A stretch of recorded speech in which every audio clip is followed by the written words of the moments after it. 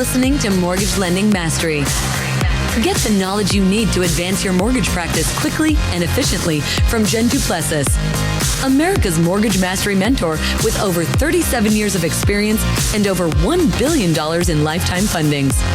Jen has been mentoring loan officers and realtors for over 15 years and speaking on stages across the globe.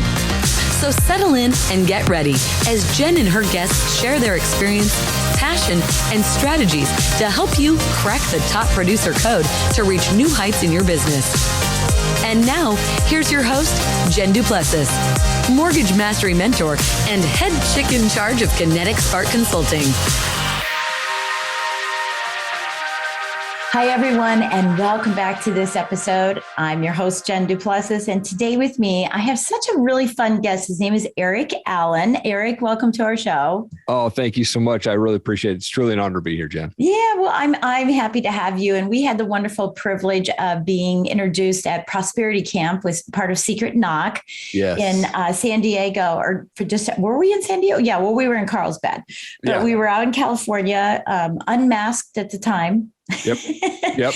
And had the great opportunity to be introduced to lots of wonderful, wonderful people. And you and I hit it off. I ran up to you and said, I have to have you on my podcast. I have to have you on my podcast.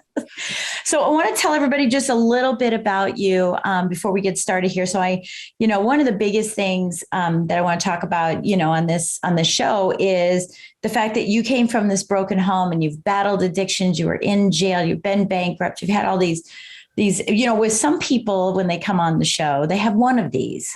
Yeah. You have a multitude of these issues. Just a few, right? But the great thing is that you've emerged to be this wonderful person who, is trying to make an impact in the world and help others in several ways, not only with just the way that you're handling things for your own personal life and how you can share that and push that, not push, but, share that with others who are going through very similar things, but also what you're doing in the business world too, and helping people who want to start a podcast and grow a podcast. So I want to spend some time talking just about, your childhood, being raised, and in a tumultuous childhood, right?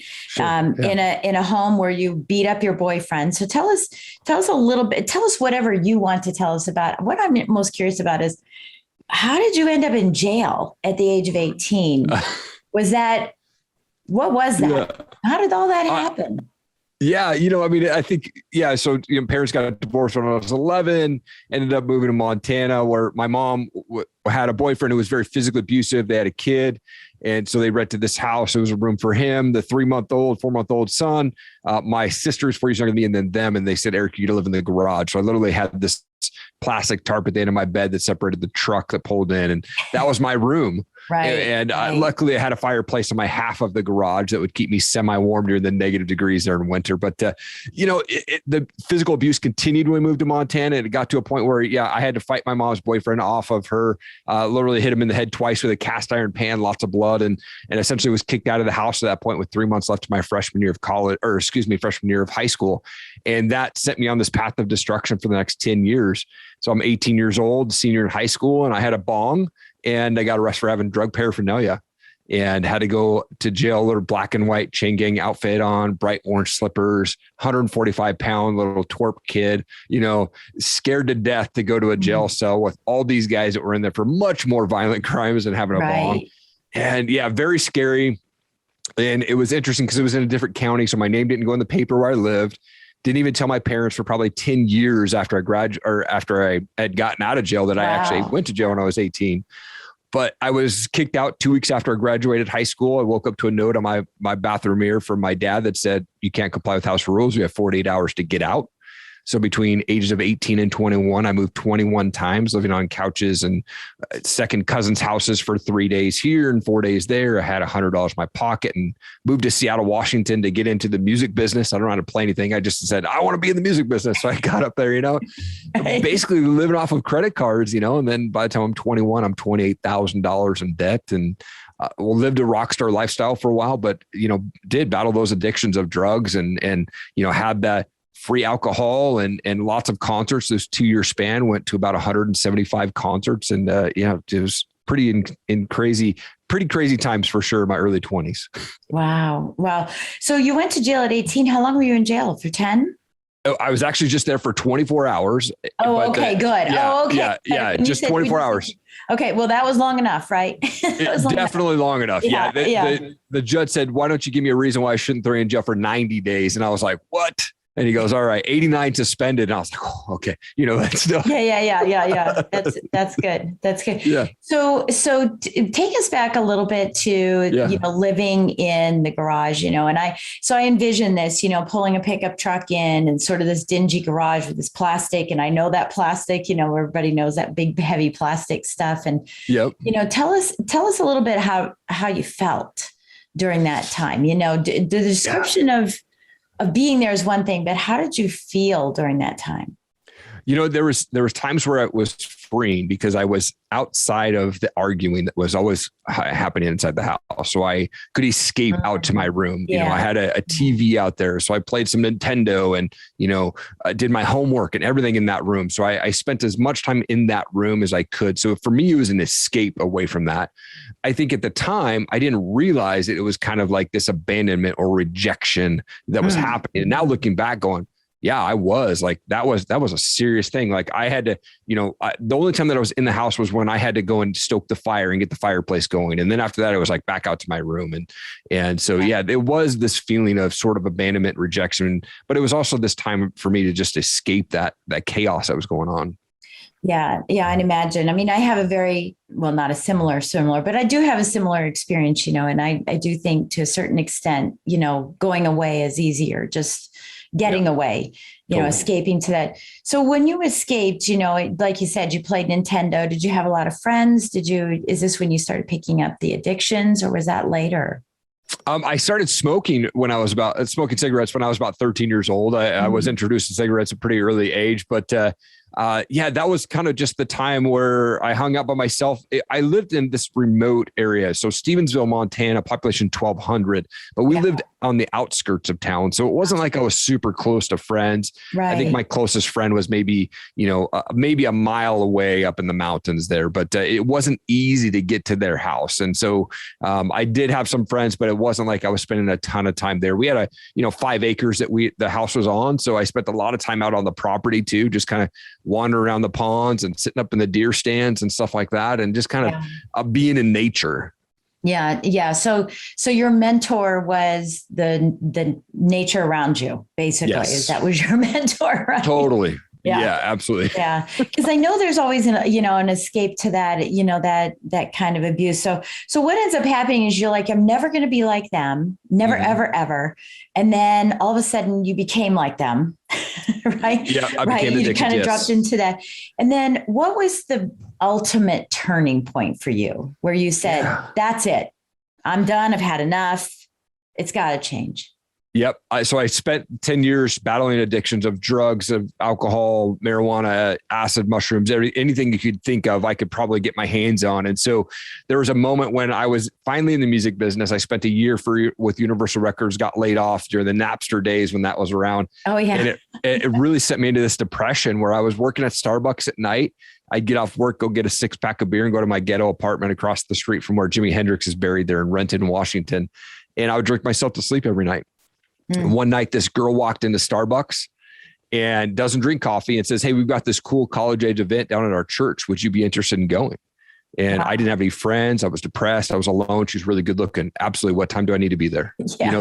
That's going through my mind. God schmod. It's all about you. Yeah. Yeah. So I got down there and it was all these guys that I knew from the other side of the state from where I grew up. Dude, I haven't seen you in 6 years. I haven't seen you in 5 years. And so I felt in that moment that God was kind of planting the seed in me, like to kind of wake up. And about a month later, it was Easter 2004. I was managing a band. We played a concert the night before Easter. And I woke up Easter morning in my buddy's basement, surrounded by probably 15 guys. And it was about 5 a.m. And I felt in that moment that God was saying, dude, you're going down this path that's going to end your life very quickly if you don't start making some serious changes. Right. And I decided in that moment to give my life to Christ. So right there in my buddy's basement, give my life to Christ. And I quit cold turkey, drugs, drinking, cigarettes, everything in that moment. And I called that girl up and I got her voicemail and I said, hey, thanks for inviting me to that church event. Maybe I'll stay at the store sometime. And a month later we were dating. And now we've been married for almost 17 years. Oh, that's great. That's Yeah. great. And you have children now too. You've got how many kids too? We have 2, 11 and 8. Yep. Oh gosh. Oh, that's fun too. That's fun too. Oh, that's wonderful. Yeah. So, you got married and so you had this, last 16, 17 years that you've been married. Yep. I know podcasts have not been around that long because I'm one of the veterans in it. And that's a whole 7.5 years, right? So they've been around about 8.5. So what did you do in between and how did you then transition into podcasting? So I've always had this entrepreneurial spirit. So I was always doing like network marketing or something like that, or trying to, where I, in my early 20s, I was like, I'm gonna be retired by the time I'm 28, just like all this stuff. We all want, right? Right. Totally. So I did sales for a long time after I got married because I had to increase the income. Starbucks wasn't really paying the bills. And then in 2012, I started the Top Rated MMA company. My wife came up with the name. It was just a apparel company for MMA. And in 2015, I got bored with it, put it on Craigslist and literally tried to sell it. And somebody offered me a few grand for it. And I decided I wasn't ready to quit. So I spent the next year and a half trying to figure out what I wanted to do with this company. And in 2017, I launched the Top Rated MMA podcast. And really the idea was I want to talk with fighters, MMA fighters. Why do you want to get in a cage? You get punched in the face. That was my main question I wanted to ask guys. And I've heard everything from, hey, I did wrestling or karate and it transitioned to MMA to guys who are like, I have federal offenses and I can't get a real job, but I can put food on the table if I go in this cage and I fight somebody. And so I love that story of why do they want to get in there? They keep going, perseverance and things like that. And so I had no idea what I was doing when I started podcasting. I had bad camera, bad lighting, bad microphone. I was in a walk-in closet for almost my first 100 episodes. Didn't even look into the camera. I was down here looking at the screen and all over the place, and it's been just such a fun journey. Humbly considered the #1 MMA podcast out here in the Northwest now, and released over 240 episodes since 2017 of that show. And it's just a passion of mine to just talk with people. I'm fascinated with people's stories. Yeah, I am too. I mean, that's why we're doing this. So were you an MMA fighter? Did you do martial arts? I didn't. I did a little bit of karate as a kid and a little bit of boxing in high school, but never competed or anything like that. I got kind of pulled into it because at an early age, my dad would rent these movies that didn't have any English. It was just all ninja movies, right? It was like these movies of ninja fighting and things like Bruce Lee. And my dad would get Mike Tyson pay-per-views and he would take me to the old school WWF when it was called that, like Hulk Hogan and Ultimate Warrior, all those guys, right? So always been this fan of like combat sports and things like that. And so it just transitioned to MMA as that sport continued to grow. I remember being first grade, my cousin and I in Prosper, Washington, small town, would be walking a mile into town to get a VHS of UFC 1 and 2 and watch that as a kid, So the old days, right? Totally. I love it. Yeah, I love that. So that's what you do with the MMA fighters. And then you also have another podcast, right? I do. Yeah. It's the Erik Allen show. And really that show was inspired by my virtual mentor guy that I think really changed my life, Ed Milet. I came across him in 2018 and was like, who is this guy? This guy is speaking directly to me. Oh my gosh, everything he's saying is like really hitting home for me. And I went out and I bought his book and it's called Max Out. It's the greatest book ever. I've read it multiple times. It's 95 pages or something like that. But in 2018, or I think it was around 2018 or early 2019, he issued this thing on Instagram to his 1 million followers. He said, tell me why you want to be successful. What drives you to be successful? What's your passion? And submit that through a 1-minute story on Instagram. And I did that. And he kept posting all these things like, hey, this is a top leader. And a month and a half later, I'm announced as the Max Out Challenge winner, along with Camp Agape. And I got a phone call with Ed Milet. And it was life-changing. It was supposed to be 20 minutes. It ended up being 30 minutes, him and I. And he was so zoned out of everything else, very focused on me. And it was just genuine call. And it really inspired me to, start that other podcast. So, been blessed to speak with guys like Sean Whalen and Ed Milet, Tim Story, Brad Lee, Bedros Keuilian, Dan Caldwell, the founder of Tap Out, and Jim the Rookie Morrison, of course, Greg Reed. And, the list has just been going on. And now we're about 115 episodes in on that show. So both shows come out weekly and just truly blessed to be able to speak to so many amazing people. Yeah. And what is that show about? What is that one about? Yeah, I kind of took the same concept is I want to talk with entrepreneurs, world changers, and success-minded people, but I want to ask them that same question. Why do you want to get punched in the face? Hopefully not physically, right? Yeah. Why do you want to stick your neck out as an entrepreneur? Yeah. Yeah. Why do we go through the rejections and the failures and then we keep going? So that's that same concept draws into that same page, but it's more entrepreneurial focused. Yeah, I love that. Well, congratulations on that. I think that's wonderful that you have that.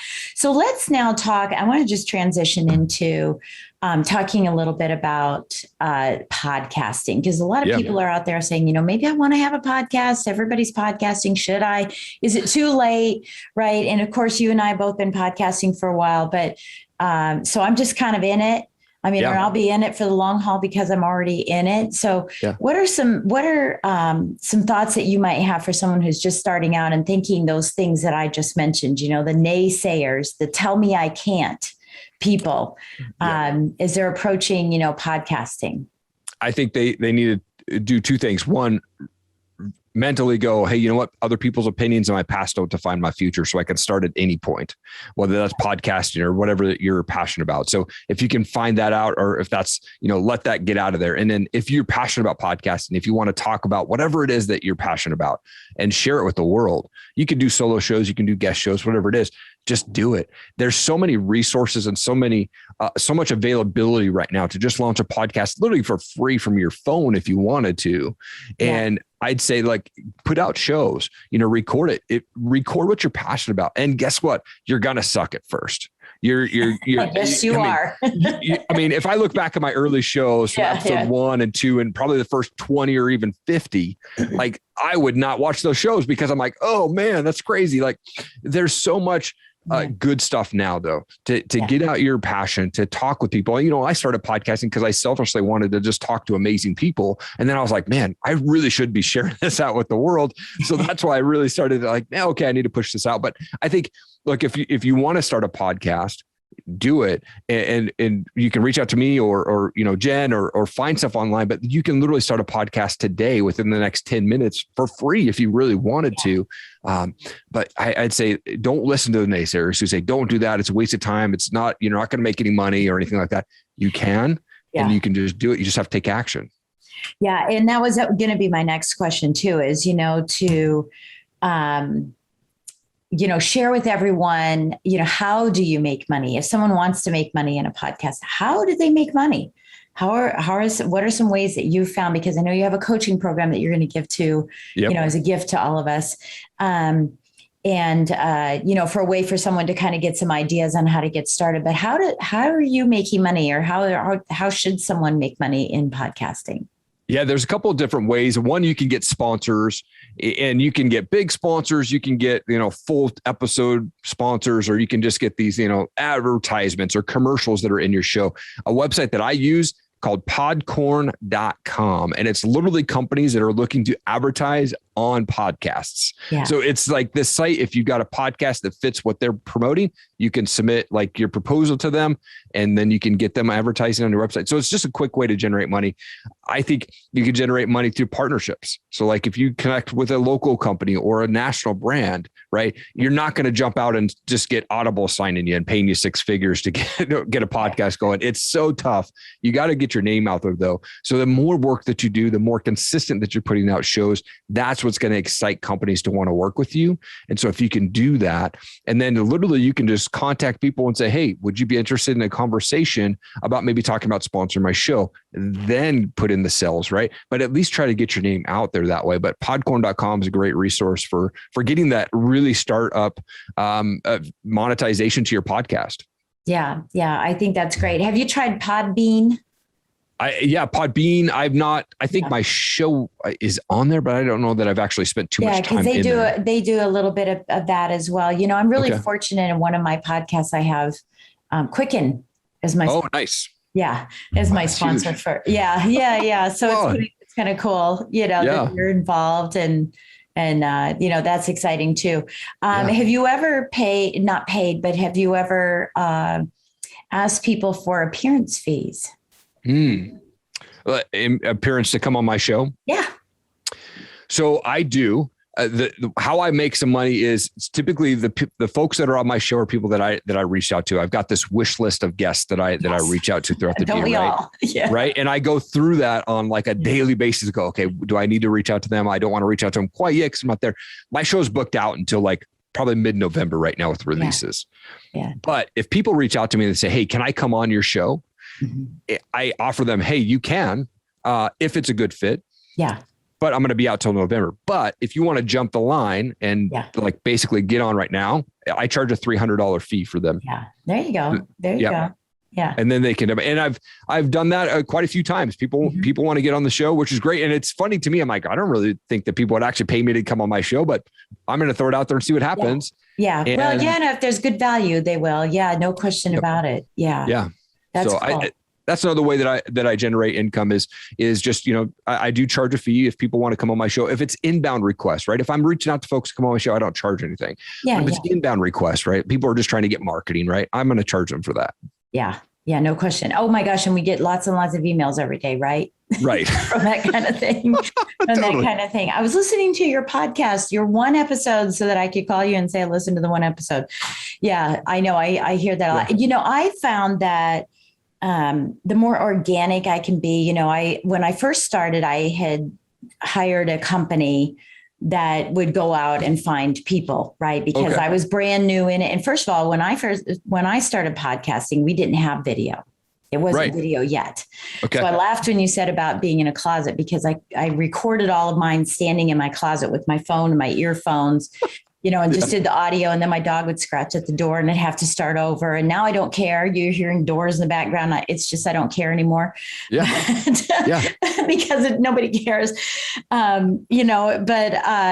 remember when I, first started out, I had paid this company to do that. And I thought, gosh, I'm paying, I think I was editing myself at that time or using Fiverr or something. But I thought, gosh, it's costing me money to do that. And then I'm paying that. And I just found it's more organic, which is how you and I met. We met, there were 70 people at this event, 60, 70 people at this event. Yeah. And I only approached 4. Wow. To come and be on the show. Now I could approach all of them because sure. Just because, but I only approached 4 people to come on the show, and I think that organic connection is, for me, is much, much more important than just bringing everybody onto the show. So I'm very careful about who shows up, but, so just to share, that as well, that part as well. So, I want to leave with something too, is that I know that you've done is that you've helped people work out some type of a morning routine that helps them get started, to win the day. Yeah. And this, I think, is important for everyone, because whether you're in business or whether you're, just listening to this podcast because you want to hear, great stories, that consistency is the key to everything, right? Whether you're going to do podcasts, whether you're trying to repair your life, come out of shame, dig yourself out of some hole, right? Whatever it may be, win in business, consistency is the key. So what are some of the things that you do in the morning that get you, I get a checkup from the neck up every morning. Yes. Yeah. Right? Absolutely. And it's so funny because I mean that in the kindest way, because that checkup from the neck up means get out of my head and get into my heart. Yes. For me, it's get out of my head and get into my heart. So share with us what your recommendations are to have that win-win-win day. Yeah, you got to stack those wins early on. And I think that's what helps set the tone for the day. So for me, when I wake up, if I open my eyes, there's win number 1. Yeah. And then I jump out of bed and I make my bed. There's 2 wins in 15 seconds. It's going to be an awesome day. Yeah. Right. And so if I have that mentality every single day, every day is going to be awesome. And then I get upstairs to my office. I created a vision wall. My vision's too big for a board. So I converted an entire wall of my office to my vision wall, right? Yeah. So I've got pictures of my family. I've got quotes. I've got my future property. I've got goals, everything on there. And I literally out loud speak and say those quotes. And I say, I am statements. And I talk to my family through those pictures. And I read through my affirmations. And the whole time for me, I have worship music playing. And I'm just like really getting present with the pictures. I'm putting people on there that I plan to meet, Ed Milet and Tony Robbins. And those guys are like the big inspirations for me. Les Brown, right?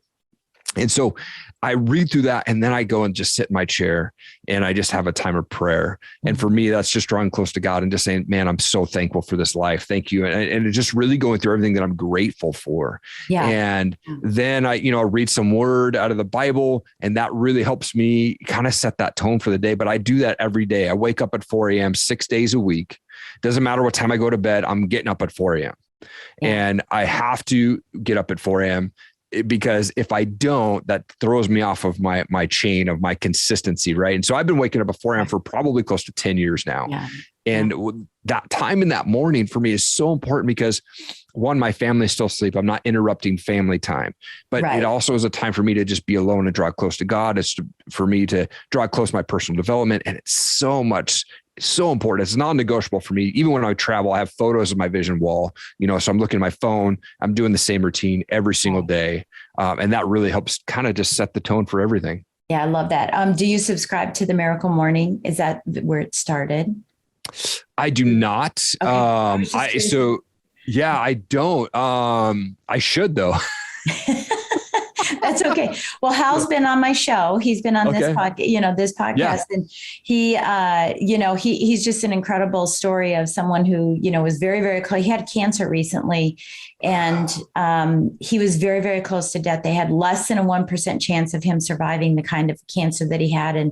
And he drew in the Miracle Morning even more to himself, and he's come out with a new book as well. Okay. And I think it's called The Miracle Equation. I may have that wrong, Hal, if you're listening, but, because that consistency and that positive outlook and that resetting and that, I do it with my coach every day. We have it 11:40 for 20 minutes every single day, at 11:40 Eastern time, 8:40 their time.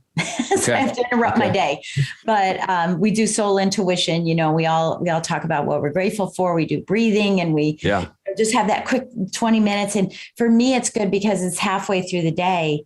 I already did my morning work, but it's halfway through the day for me to be able to get another booster shot every single day. I absolutely love that. And your positive energy is just, it's coming through our screens here today, even though we aren't in person, but that positive energy is coming through the screens is, I wish you the best in everything that you're trying to achieve in your life. And I know that you've got a gift for us. And so explain to us a little bit about the free foundations course. Yeah, it's free foundations course. It was actually my coach created this course called the Foundations course. And it's really just deep diving into that mindset of folks of like building the foundation mentally so that you can attack your business, you can attack your day, and really like not allow those distractions. And it's such a great course. I learned a ton of it. It probably took about 4 hours to go through it total. And then there's even a 2x speed if you wanted to go through it, but it was so amazing for me to go through that course. And I'd been working with my coach, Mike, the Makeover Master, for a long time prior to him releasing this. And I learned so much just out of this one course. I'll definitely send you the link there. And it's an amazing course. It really just kind of helps you get that right mindset and the importance of building those foundations mentally before you go attack your business or your personal life or networking or anything like that. Oh yeah. And I totally love that because, mindset plus mechanics is where the magic happens, right? Yes. But it doesn't say mechanics plus mindset. So we start with the mindset first, right? Yep. And that helps us through the rest of a day. And especially right now, as we're, as we're recording this, we're in the midst of getting out of COVID, kind of. Yeah. The pandemic sort of, right? Like a little back and forth that we're all experiencing. And we all need some positivity in our lives. So what would you like to leave us with today? I'm just a big fan and just loving people where they're at. It's not my job to judge anybody, right? So if the world just took to loving people where they're at, it doesn't matter what their preferences on a mask or no mask or vax or whatever, right? Or political preference, doesn't matter. If we just love people where they're at, man, the world would be such a better place, man. I love that. I have to remember that for my husband. Based on what we just talked about on the green room, right? Yeah. Thank you so much. I've learned something. I definitely learned a lot, but I've learned that. That's for doggone sure. That's awesome. Well, thank you again, Erik, for being with us today. We really, really appreciate it. And I just want to say to everyone, thank you so much for spending time with us today and part of your day. If you're brand new with us, welcome to the community. If you've been with us for a while, as always, I'm so grateful for your constant listening and feedback. I get the feedback all the time. Continue the feedback. And don't forget to scroll down on your phone and give us a great 5-star rating and write a review. It's so important that we have reviews written all the time. So absolutely. Again, thank you so much and go out and make it a blessed day. Thank you, Erik.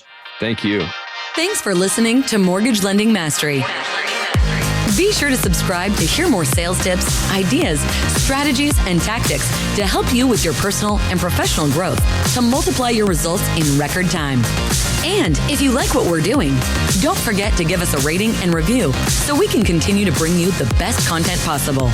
Wanting more beyond the podcast? Join our Mortgage Lending Mastery membership community, where you will find extended interviews with our favorite guests, weekly training, tips, and insider secrets, fireside chats with Jen, free content, meet, share, and collaborate with other members, and so much more. Click the link in the show notes to learn more about this exclusive content. Mortgage Lending Mastery is an Industry Syndicate charter podcast. Industry Syndicate is the first podcast network specifically for the mortgage and real estate industries. Get the Industry Syndicate app in the App Store or Google Play today.